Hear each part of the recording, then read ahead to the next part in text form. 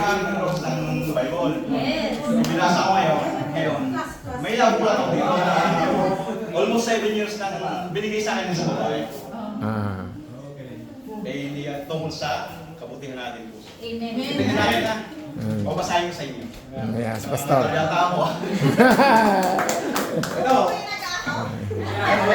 Ako na yung tanda ko. Yun yung nilagyan ko nito. Sige, wag ko na lang. Ayun.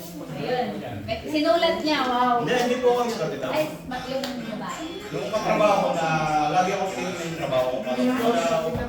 Siguro Christian siya, ang pangalan niya Joy. Katrabaho namin kanina din. Na-surprise ako sa kanya, isang umaga binigay na sa akin. Pakibasa mo ba ito? Sige, ako na Nakakata si Bandang sa... Pinapahayag ng banal na spirito, ikaw ay mabuting tao. Wow, Amen. yung declaration niya. Nakikita niya maging sa iyong pagtatrabaho, kaya gawin mo ang mga desisyon na alam mong mabuti dahil lahat ng mabubuti ay mula sa Diyos. Amen? Amen. At siya ay nagpapahayag sa iyo. Congrats kuya, masaya ako. At congrats Brother Gomes kasi kasama namin kayo. Amen? Oo. Kaya matagal bro sa akin, 7 years na siya kasi kami, nasa Costa State. Nagpapasa din mo mga Bible to, hindi lang ako siya kumain ng lahat. Kasi hindi lang paano mag-English eh. Ngayon binigyan ako ng mga ko sa Tagalog. Siyempre, hindi, nagkukuha na ako, binabasa sa kanya, tapos binabasa ko dito. Nagbasa ulit ako ng Bible, hindi sa mga iba. Amen. At masasabi kong, sana ako na lang si Diego. Amen. Bakit tawa eh? Bakit? Nakailangan sa ako eh.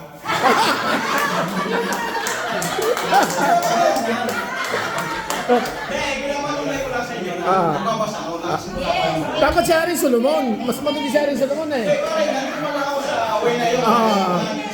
Sige, sige. At pinagbabasa ako ni Melon ang papunta ko dito sa Korea dahil ako isa lang tagagapas ng tubuhan. May pwede na akong gamas ng tubuhan. Pinagbabasa lang ako tayo.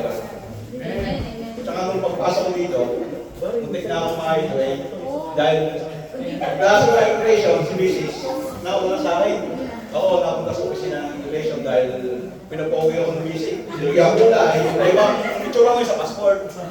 Na-interview ako doon ng siguro mga 10 minutes na uwi na ko eh. Dahil, wala. Pero, ay pray God. Nag-pray ako. After 10 minutes, nirelease ako. Siya, hawak na yung gamit namin. Sabi ko, thanks God. Mapapayaran ko yung utang.